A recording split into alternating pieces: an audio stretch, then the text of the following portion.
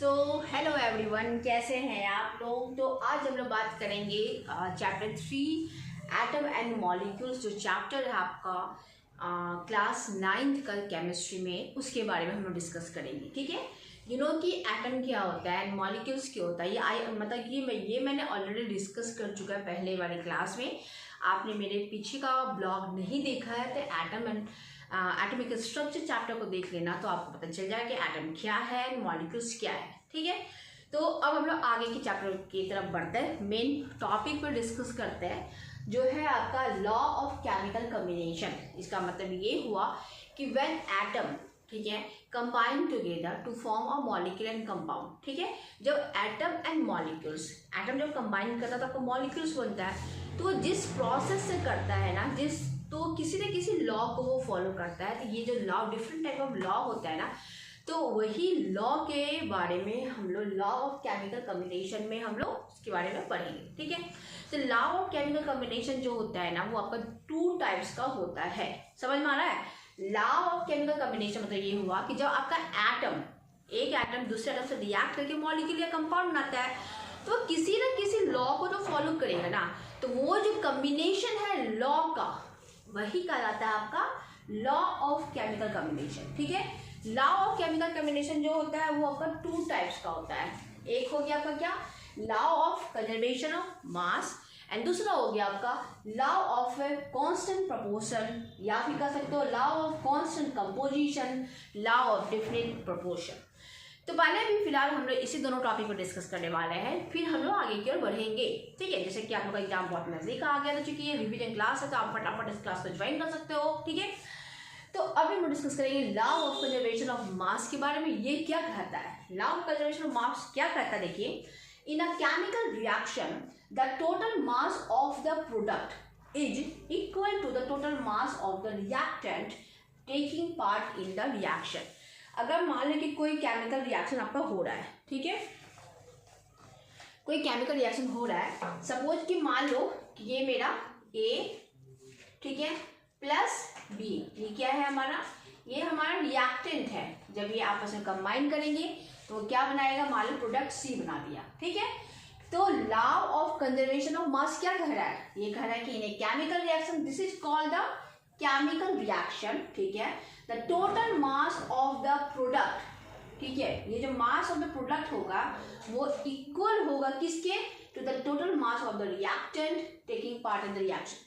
मतलब अगर मान लो ए प्लस बी आपका रिएक्टेंट है, जब इसके बाद जब वो दोनों आपस में कंबाइन करते हैं तो जो हमारा प्रोडक्ट सी बन रहा है, तो जो प्रोडक्ट सी बन रहा है उसका जो भी मास हो, सपोज अगर वो 10 ग्राम है, तो वो इक्वल टू होगा ए प्लस बी के। मतलब ये हुआ कि ए हो सकता है आपका कितना ग्राम होगा, हो सकता है कि ए आपका 5 ग्राम होगा, बी आपका 5 ग्राम होगा, तो ये हो गया 10 ग्राम।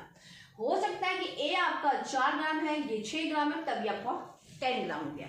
तो लॉ ऑफ कंजर्वेशन ऑफ मास ये कहता है क्या, कि इसमें मास जो होगा ना प्रोडक्ट का, वो equal to the mass of the reactant होगा। दूसरा क्या डिफरेंशिएशन है ये, कि mass can neither be created nor be destroyed in a chemical reaction. में ये कहा है क्या, मास को नहीं हम लोग क्रिएट कर सकते हैं, ना ही हम लोग डिस्ट्रॉय कर सकते हैं, बस उसको हम लोग एक फॉर्म से दूसरे फॉर्म में ट्रांसफॉर्म कर सकते हैं। यहाँ पे वही चीज दिख रहा है, जितना रिएक्टेंट हम लोग लिए थे उतना ही हम लोग को प्रोडक्ट मिल रहा है। ठीक है, तो यही हो गया आपका mass of the law of the conservation of मास। अब एग्जाम्पल देखो, तो पहले फटाफट इसका स्क्रीनशॉट आप ले लो, ठीक है, या नोट कर लो, फिर मैं आगे एग्जाम्पल से समझाती हूँ।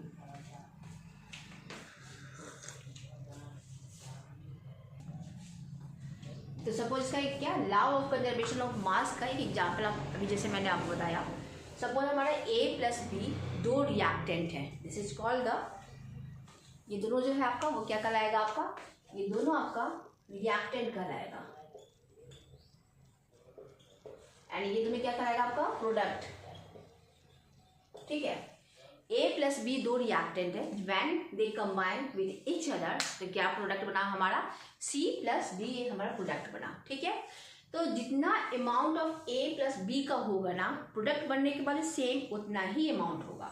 जैसे कि आप समझो, जब हम लोग मिल्क में वो मिल्क से जब हम लोग कर्ड में कन्वर्ट करते हैं, तो अगर हमारा 1 kg मिल्क रहता है तो प्रोडक्ट भी हमारा जो है वो 1 kg ही बनना चाहिए। ठीक है, बस वैसे ही यहाँ बता रहा है। तो इस रिएक्शन को देख के समझो, according to law of conservation of mass क्या होता है, जितना मास ऑफ ए है प्लस मास ऑफ बी जो होगा वो इक्विवेलेंट होगा आपका mass of C and mass of D. मतलब ये कह सकते हो क्या कि मास ऑफ रिएक्टेंट जो होगा वो equal to the mass of the product. मतलब ये है कि जो भी रिएक्टेंट डालो, ठीक है, सपोज मान लें कि ये हमारा बीकर है, ठीक है, इसके अंदर हम लोग ए प्लस बी 2 रिएक्टेंट बनाए, ठीक है।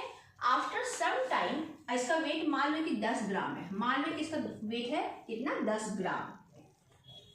आफ्टर सम टाइम जब रिएक्शन कंप्लीट हो जाएगा, ठीक है, यहाँ पे इसी बीकर में, ठीक है, आपका प्रोडक्ट का नाम जो हो गया वो हो गया आपका C+D। जब इसका वजन आप करोगे तो इसका मास भी आपका 10 ग्राम ही होगा। मतलब रिएक्टेंट जो होगा वो equal to mass of the reactant होगा is equal to the mass of the product. So this is called the law of conservation of mass. एक और एग्जाम्पल मैं आपको बताती हूँ।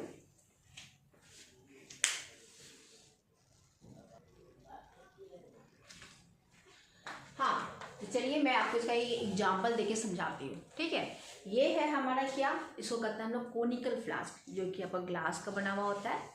इसके ऊपर में देखिए ये क्या लगा हुआ, रबर का एक कॉर्क होता है। मुझे टाइम दो, एक क्लास में मैं आपको कुछ ग्लासवेयर के बारे में इंट्रोडक्शन दे दूंगी। ठीक है, ये आपका शीशा का बना होगा, ग्लास का बना होगा, यहाँ पर रबर का कॉर्क लगा हुआ है। ठीक, अभी हम लोग का लॉ ऑफ कंजर्वेशन ऑफ मास में हमको ये देखना है कि जो रिएक्टेंट का जो मास है वो या प्रोडक्ट का मास के बराबर होता है कि नहीं होता, उसको हम लोग को एक्सपेरिमेंट करके चेक करना है। ठीक है, सपोज हमने क्या कर दिए, हम लोग ये जो कोनिकल फ्लास्क है ना, इसमें हम लोग क्या कर दिए कि पहले हम लोग बेरियम क्लोराइड, क्या है ये, बेरियम क्लोराइड का एक सॉल्यूशन लिए। बेरियम क्लोराइड को वाटर में डिजॉल्व करके उसका एक सॉल्यूशन यहाँ पे कोनिकल फ्लास्क में हम लोग ऑलरेडी पुट कर दिए। ठीक, फिर जब आप ये देख लो छोटा सा, ये वाला जो पोर्शन है ये कहलाता है आपका test tube, small test tube लिए। उस टेस्ट ट्यूब के अंदर लोग क्या कर दिए, आपका सोडियम सल्फेट का सॉल्यूशन लिए।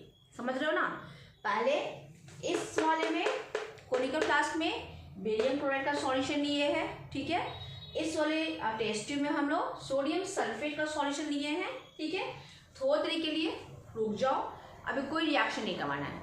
आफ्टर सम टाइम क्या करना है, हम लोग को यहाँ पे ये थ्रेड को लूज कर देना है, मतलब इसको ऐसे रखना है, पहले स्टार्टिंग में ऐसे रखना है कि ये दोनों मिक्स नहीं करें। ठीक है, अब क्या किए, ये पूरे सैंपल का हम लोग पहले वेट करके देख लिए। इसका वेट आया सपोज x ग्राम। ठीक, अब क्या कर दिए, इसमें जो तुम्हारा टेस्ट ट्यूब के अंदर जो सोडियम सल्फेट था ना, उसका थ्रेड को ढीला कर देंगे। देखो ना, इसमें मिक्स करेंगे, उससे क्या होगा, जितना भी सोडियम सल्फेट इसके अंदर था ना, वो क्या कर दिया, इस बेरियम क्लोराइड में मिक्स हो गया।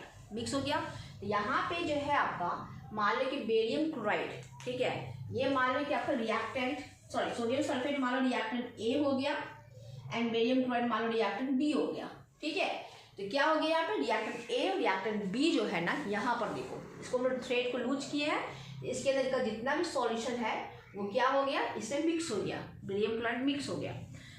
आफ्टर सम टाइम हम लोग देखेंगे क्या कि इस वाले कोनिकल फ्लास्क में, इसको हम लोग कहते हैं कोनिकल फ्लास्क, इसको कहते हैं हम लोग कोनिकल फ्लास्क में क्या हो गया, एक हमारा नया प्रोडक्ट बन गया। वो प्रोडक्ट है आपका sodium chloride and barium sulphate. White precipitate of barium sulphate हमारा इस वाले कोनिकल फ्लास्क में बन गया। वाइट प्रिसिपिटेट समझ लो, प्रिसिपिटेट बना हुआ है, जैसे कि आपका नमक होता है ना, वो प्रिसिपिटेट कहलाता है आपका। ठीक है, तो इस या फिर चौक जो होता है ना, चौक को जब पाउडर फॉर्म में डाल दो पानी में, वो डिजॉल्व नहीं हो रहा मान लो, तो वो प्रिसिपिटेट में डिस्कस हम लोग बाद में करेंगे, तो उसी टाइप का होता है। तो वाइट प्रेसिपिटेट हमारा ये क्या कहते हैं, हमारा बेरियम सल्फेट बन गया। ठीक, अब इसका भी हम लोग वजन कर लेंगे। पहले हम लोग एक रिएक्टेंट, एक B reactant, barium chloride plus sodium sulphate, जब वो रिएक्ट नहीं किया था, इन दोनों का वेट किया था, तो हम लोग को आया था x ग्राम। जब सेकेंड वाले पिक्चर में क्या कर दिए हम लोग, जब इसको लूज कर दिए, इसका सॉल्यूशन इससे मिक्स हो गया है, तो एक नया प्रोडक्ट हमारा बन गया हमारा। ठीक है, अब फिर से इसका वेट करेंगे, वो समझ आया y ग्राम। ठीक, अब जब इन दोनों का वेट हम लोग मिला के देख रहे हैं कि क्या अंतर आ रहा है, तो हम लोग देख रहे हैं क्या कि वेट ऑफ x ग्राम, इसका जो वेट कितना था x ग्राम जो है ना, वो एग्जैक्टली सेम है वेट ऑफ y ग्राम का। मतलब रिएक्टेंट का जो भी वेट है ना वो बिल्कुल भी इक्वल है तुम्हारा प्रोडक्ट के वेट के बराबर है। तो ये प्रूव करता है लॉ ऑफ कंजर्वेशन ऑफ मास को कि जो रिएक्टेंट हमारा, जो प्रोडक्ट हमारा बनता है ना, उसका जो मास होता है ना वो exactly equal to the mass of the reactant होता है। ठीक है, अब इसका रिएक्शन देख लो आप। हम लोग क्या डाले थे इसके अंदर, इस टेस्ट ट्यूब में सोडियम सल्फेट का सॉल्यूशन लिए थे, इसमें क्या लिए थे कोनिकल फ्लास्क में बेरियम क्लोराइड लिए थे।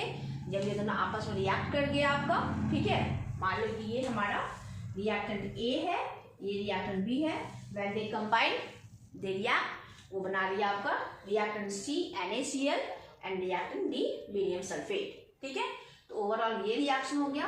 तो ये प्रूव हो गया लॉ ऑफ कंजर्वेशन ऑफ मास, ये हमारा यहाँ पे प्रूव हो गया। इसमें हम लोग 3-4 क्वेश्चन न्यूमेरिकल प्रॉब्लम आपके बुक में दिया हुआ है, पर उसको सॉल्व कर लेते हैं, देन हम लोग आगे की ओर बढ़ेंगे। फटाफट स्क्रीनशॉट ले लो।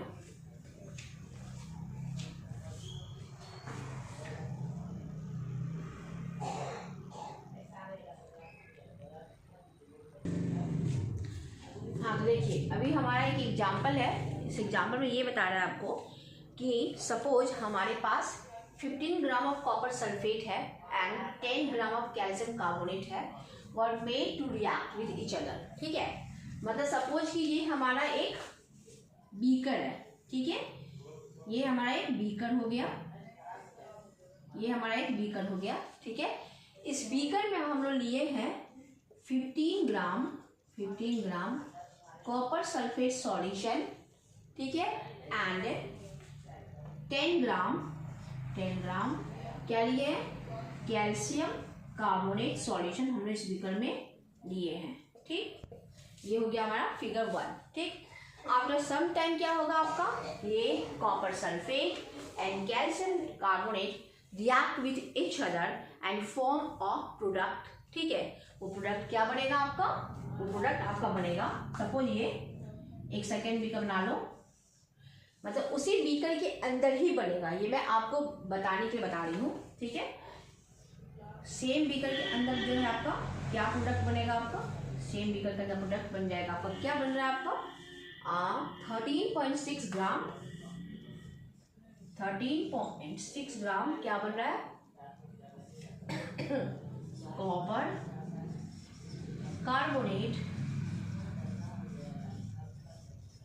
एंड क्या बोला है 12.3 ग्राम of calcium sulphate, 12.3 gram of calcium sulphate. ठीक, आपको यहाँ पे प्रूफ ये करना है कि जो हमारा लॉ ऑफ कंजर्वेशन ऑफ मास है ये, कि जो रिएक्टेंट का जो भी मास है वो इक्विवेलेंट होगा आपका मास ऑफ द प्रोडक्ट का। ठीक है, अब हम लोग को लिखना कैसे है, पहले हम लोग को लिखना है रिएक्शन। ठीक है, तो हम क्या लिखेंगे यहाँ पे, रिएक्शन में क्या हो रहा है, पहले कॉपर सल्फेट, देन वो रिएक्ट कर रहा है आपका कैल्शियम कार्बोनेट से।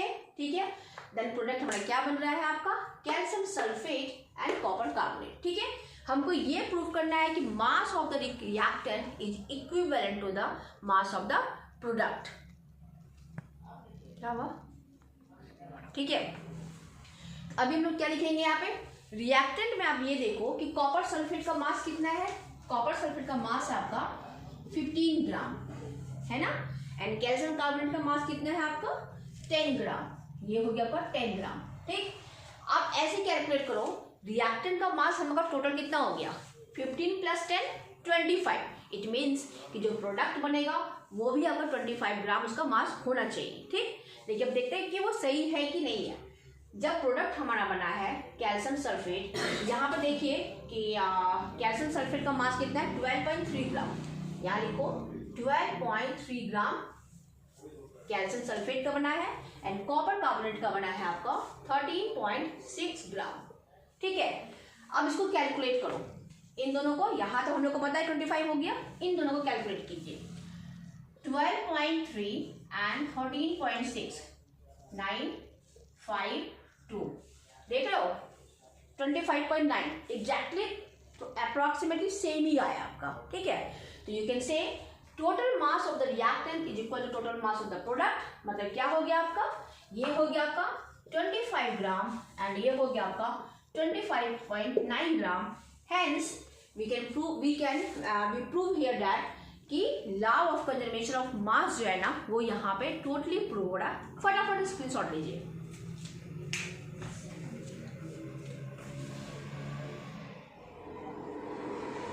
अच्छा 15.9 ग्राम था, हाँ हम 15 ग्राम लिख दिए थे, इससे गड़बड़ हो गया, सॉरी। ऑन करा तो ऑन था। तो यहाँ पे आपका देखिए 9 ग्राम है, तो बिल्कुल एग्जैक्टली यहाँ 15.9 ही होगा। तो ये बिल्कुल सेम आ रहा हमारा 25.9 ग्राम, और यहाँ पे भी आपका 25.9 ग्राम होगा। ठीक है, क्लियर हो गया।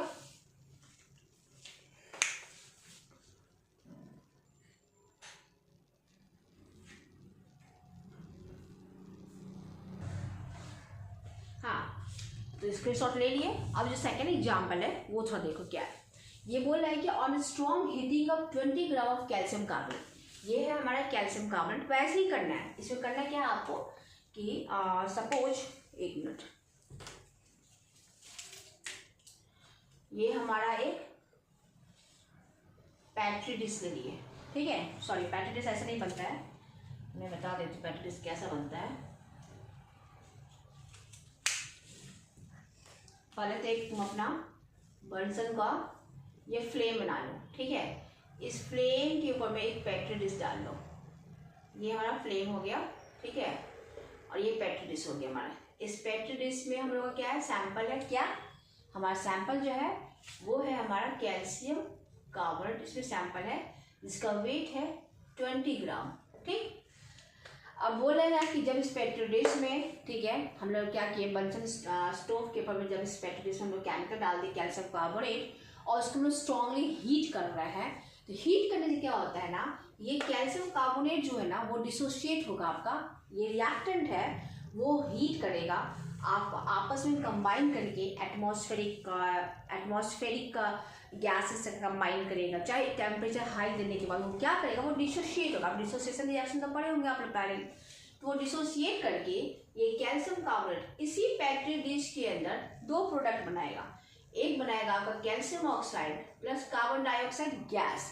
तो CO2 तो क्या होगा आपका, वो आपका स्केप कर जाएगा, उड़ जाएगा, एंड कैल्शियम ऑक्साइड ये बन गया। ठीक है, तो आपको यहाँ पे प्रूफ क्या करना है कि इसमें आपको बता रहे क्या, कैल्शियम ऑक्साइड जो है ना आपका 20 ग्राम हम लोग कैल्शियम कार्बोनेट लिए थे, तो हमारे प्रोडक्ट में कैल्शियम ऑक्साइड जो है ना वो आपका 11.2 ग्राम बना है। आपको ये पता करना है कि कार्बन डाइऑक्साइड जो है x ग्राम है, तो what is the mass of carbon dioxide which it form in the reaction. ठीक है, तो यहाँ पे हम लोग क्या कर रहे हैं, क्वेश्चन पढ़िए फिर से। 11.2 ग्राम of calcium oxide and x gram of carbon dioxide.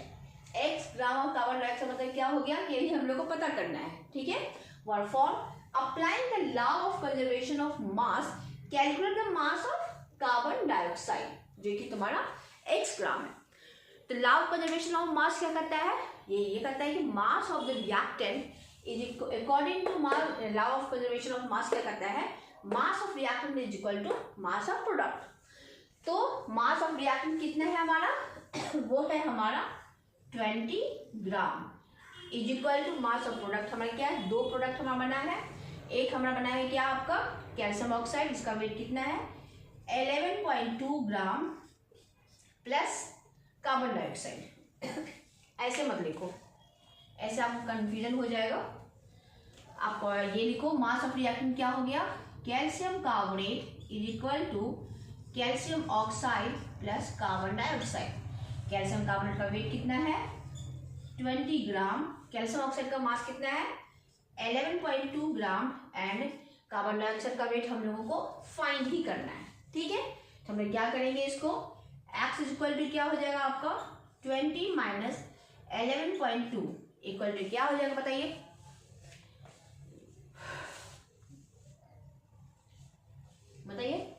ये हो जाएगा तुम्हारा 11 तो नहीं होगा ना, ये होगा तुम्हारा 8.8 ग्राम। ठीक है, 8.8 ग्राम कार्बन डाइऑक्साइड का वेट है ना आपका, वो 8.8 ग्राम होगा। प्रूफ करने के लिए देख सकते हो, प्रूफ देख लो। यहाँ पे है आपका कितना 11.2 और ये हो गया 8.8, ठीक है। 8 10 1 8 1 9 10 10 ग्राम हो गया यहाँ पे आपका अरे नहीं है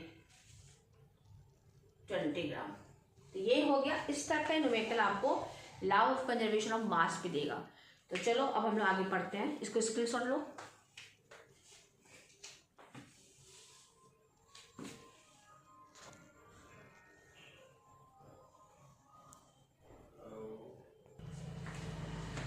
अब है आपका लॉ ऑफ कांस्टेंट प्रोपोर्शन और डिफिनिट कंपोजिशन, मतलब बता रहा है ये क्या है आपका। वो ये बोलता है क्या कि कोई भी केमिकल कंपाउंड जो हमारा बनता है तो वो जो बनता है ना, तो वो एक फिक्स एलिमेंट का बनता है, ठीक है। और उसके बाद जो एक मिनट रुक जाओ, ये बोल रहा है क्या, a pure chemical compound always consists of the same element combined together in a fixed proportion by mass। मतलब कि कोई भी केमिकल कंपाउंड जो है वो बनता है तो उसके सोर्स पे डिपेंड नहीं करता है कि वो सोर्स क्या है। जैसे कि मान लो पानी है, पानी आप लेक वाला पानी लो, चाहे टैप का पानी लो, चाहे आप रिवर का पानी लो, कहीं का भी वाटर लो, ठीक है। लेकिन कोई आपसे पूछेगा कि वाटर का कंपोजिशन क्या है, आप क्या बोलते हो? वाटर जो है H2O हो गया, मतलब 1:8 बाई मास है इसका, ठीक है ना। तो वह यही बता रहा है क्या कि सोर्स ऑफ प्रिपरेशन कुछ भी होगा उस केमिकल कंपाउंड का, लेकिन कंपोजिशन इज ऑलवेज जो है ना वो इक्वल होगा इन हर एक चीज में। मतलब वो जो मेन कंपाउंड है ना उसका जो कंपोजिशन होगा, उसका जो प्रपोर्शन होगा ना, उसमें जो एलिमेंट है ना वो फिक्स है आपका। जैसे वाटर में 1:8 रेशियो में वो हर एक जगह मिलेगा। वाटर का केमिकल फॉर्मूला तो चेंज नहीं होगा आपका, H2O ही होगा, चाहे वो कोई भी सोर्स हो आपका, ठीक है।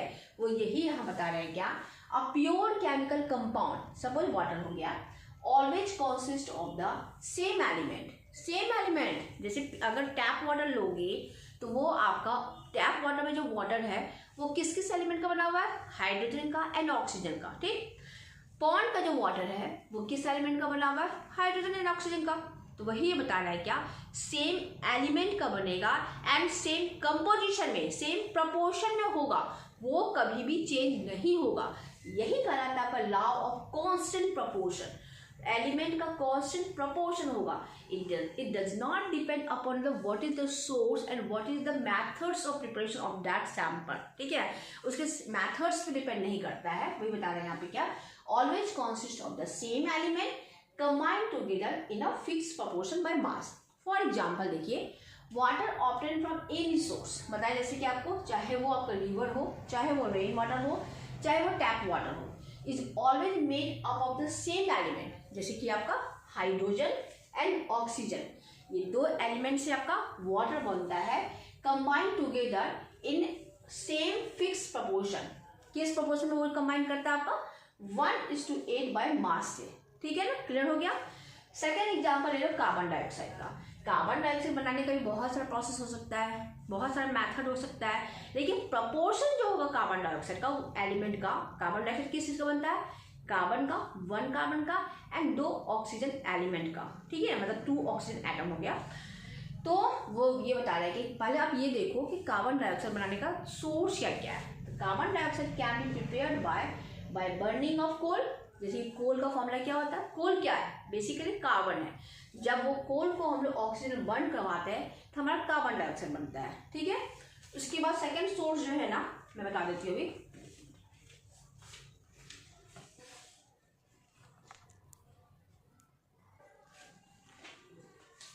दूसरा बोल रहा है क्या कि मैंने बताया कि कार्बन डाइऑक्साइड का सोर्स तो कुछ भी हो सकता है, लेकिन जो भी वो एलिमेंट, जिस एलिमेंट से बनेगा उसका जो कंपोजिशन होगा वो बिल्कुल ही प्रोपोर्शन, वो हर एक प्रोपोर्शन उसका सेम होगा। पहला तो बता दिए। दूसरा क्या बोला है, कार्बन डाइऑक्साइड का क्या हो सकता है, जब कैल्शियम कार्बोनेट को यानी कि लाइम स्टोन को जब हम हीट करते हैं तो वो देता है calcium oxide and carbon dioxide, ये भी एक कार्बन डाइऑक्साइड का सोर्स हो गया, ठीक। तीसरा एग्जाम्पल है आपका, जब सोडियम बाइकार्बोनेट को आप हीट करोगे वो देगा sodium carbonate, water and carbon dioxide. ये सब जितना भी सोर्स है ये सब आपका कार्बन डाइऑक्साइड का सोर्स हो गया। एक कोल को बर्न करके भी कार्बन डाइऑक्साइड मिला, एक हम लोग लाइमस्टोन को बर्न करते हैं तो कार्बन डाइऑक्साइड मिलता है, तीसरा सोडियम बाइकार्बोनेट को जब हम लोग बर्न करते हैं तो हम लोगों को कार्बन डाइऑक्साइड मिलता है। लेकिन आप एक चीज देखो, ये तीनों केस में हम लोगों को सोर्स डिफरेंट है कार्बन डाइऑक्साइड का प्रोडक्शन का, लेकिन जो कार्बन डाइऑक्साइड हम लोग को मिल रहा है तो हर एक में कार्बन डाइऑक्साइड किस एलिमेंट का बना हुआ है? कार्बन डाइऑक्साइड तो सिर्फ 2 ही एलिमेंट का बना हुआ है। एक हुआ है आपका किस चीज का, एक कार्बन डाइऑक्साइड किस चीज का बना हुआ है? CO2 का। मतलब कौन कौन सा एलिमेंट इसके अंदर है आपका? एक कार्बन है और एक ऑक्सीजन है। ठीक, अब ये बोल रहा है क्या कि क्या बताए आपको डिफिनेशन में पहले ही बता दिए थे। इसमें क्या बताता है क्या कि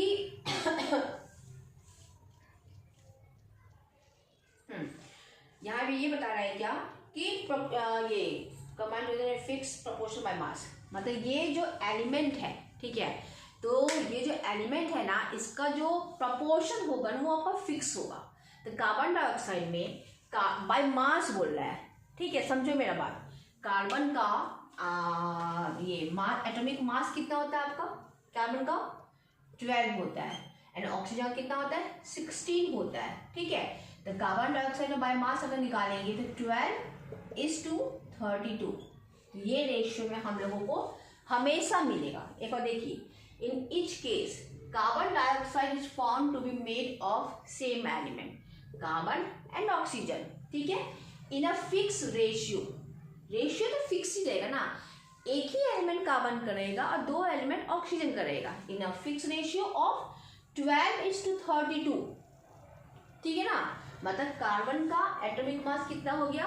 12 एंड ऑक्सीजन का 16, तो 2 ऑक्सीजन तो 32, तो वो हमेशा चाहे वो सोर्स कुछ भी हो, अगर यहाँ भी कोई पूछ देगा कि कार्बन डाइऑक्साइड का रेशियो क्या है बाय मास, तो यहाँ भी आप लिखोगे 12:32, यहाँ भी लिखोगे 12:32, या नहीं तो आप इसको क्या लिख सकते हो? आप इसको 3:8 भी लिख सकते हो। कैसे?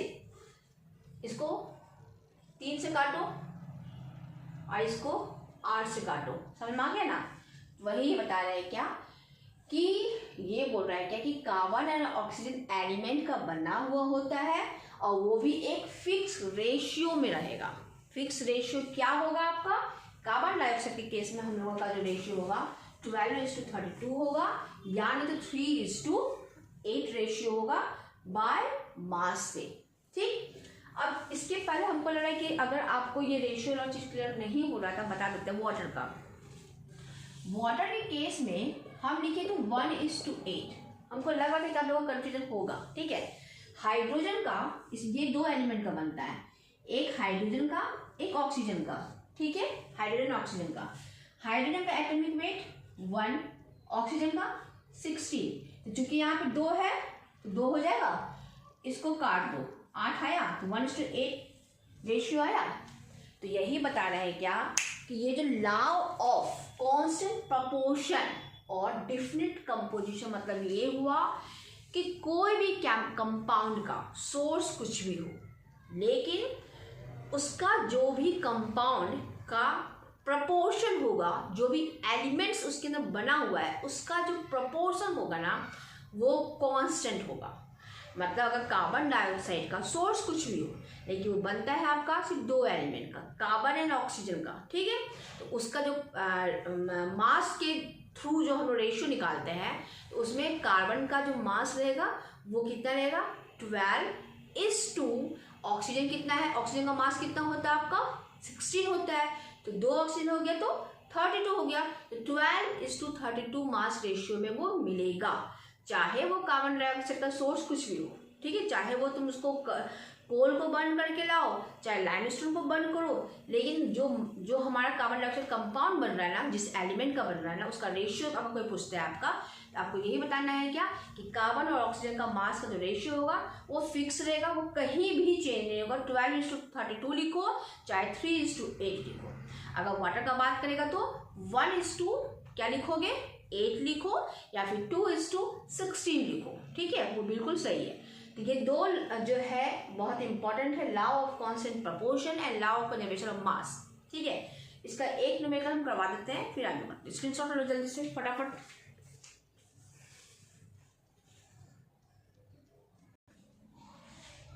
देखिए क्वेश्चन ये बोलता है क्या कि hydrogen and oxygen combine in the ratio of 1:8 by mass to form water. ठीक है, मतलब ये बोल रहे हैं क्या कि ये H प्लस हाफ O2 मान कंबाइन किया है, सॉरी, तो ये बना दिया आपका O2, ठीक है, वाटर बना दिया आपका H2 प्लस हाफ O2, ठीक है, ये बना दिया। इसका जो रेशियो है 1:8, मतलब ये हुआ कि 1 ग्राम हाइड्रोजन का जो मास है ना वो कंबाइन करता है तुम्हारा 8 ग्राम के ऑक्सीजन से। क्वेश्चन यहाँ पूछ रहा है क्या कि what mass of oxygen is required to react completely with 4 gram of hydrogen. मतलब 1 ग्राम हाइड्रोजन कंबाइन करता है तुम्हारा 8 ग्राम के ऑक्सीजन से, तो वो बोल रहा है क्या कि आपका ऑक्सीजन का कितना मास जो है वो कंबाइन करेगा आपका 4 ग्राम के हाइड्रोजन से। बहुत सिंपल है, आप क्या लिखोगे, मास of oxygen combining with 1 gram hydrogen कितना है आपका 8, ठीक है ना। तो हम लोग को निकालना है कितना ग्राम के लिए, 4 ग्राम ऑफ हाइड्रोजन के लिए कितना मास ऑफ ऑक्सीजन लगेगा। सिंपल सी है, mass of oxygen combining with 4 gram hydrogen क्या हो जाएगा आपका, सिंपल सा करना आपका 8 ग्राम इंटू 4 ग्राम डिवाइडेड 1 ग्राम, ठीक है, तो वो आंसर आ जाएगा आपका 32 ग्राम। तो यही है आपका law of constant proportion and law of mass of conservation, दोनों कंप्लीट हो गया है। आपका नेक्स्ट टॉपिक जो है डाल्टन्स एटॉमिक थ्योरी, वो ऑलरेडी मैं डिस्कस कर चुकी हूँ एटॉमिक स्ट्रक्चर में, मेरे प्रीवियस क्लास में डाला हुआ है, वीडियो में डाला हुआ है, आप उसको देख लो। कोई डाउट हो तो कमेंट बॉक्स में कमेंट जरूर करना। और न्यू बैच बहुत जल्दी स्टार्ट होने वाला है, 10th का भी, 9th का भी, 11th एंड 12th का भी, बीटेक का भी एंड पॉलिटेक्निक का भी।